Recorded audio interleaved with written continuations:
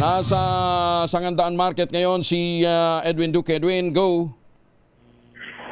Oy, may butag Kuya Angel. Mayroon ng pantapat dun sa medyo matas na presyo ng karne Kuya Angel. Kaya para maagang pumipila itong mga nabibili.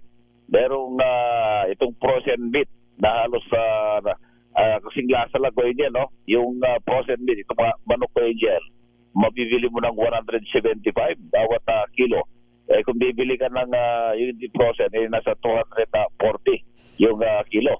Sa karne naman ng baboy Kuya Angel, yung 380 na presyo rito. Pagamat may 340 doon sa ibang palengke. Pero itong frozen, mabibili mo ng 280 bawat kilo. Kaya yung pork chop, mabibili mo rin ng 290, ang giniling.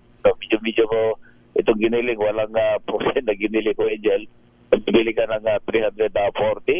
Ang patay itong frozen ay 280 at 320 ang presyo ng lempo kumpara naman sa 400 pesos bawat kilo.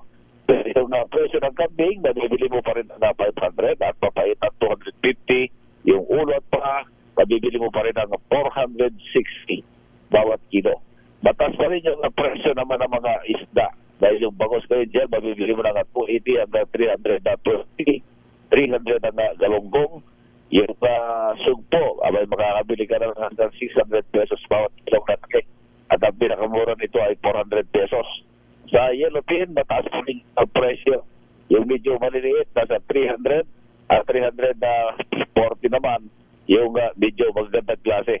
Sa tilapia, Batangas, 120 hanggang 220. Habang itong hasa-hasa ay 340. At itong alumahan, 340 rin bawat kilo. Sa presyo ng mga gulay, abay mataas pa rin ko dyan dahil na 60 ito kamatis.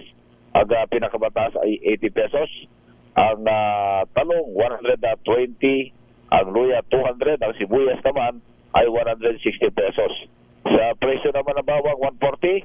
50 hanggang 60 naman sa sayote. Habang itong carrots ay 140 bawat kilo. Sa itong medyo tumaas din, no?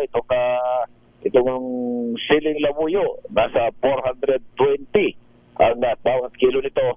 Habang yung panigang, siling panigang ay 300 pesos bawat kilo. Yung kensay na ginto ang presyo, nasa 1,000 pesos pa rin bawat kilo. Habang yung broccoli, 220 ang bawat kilo.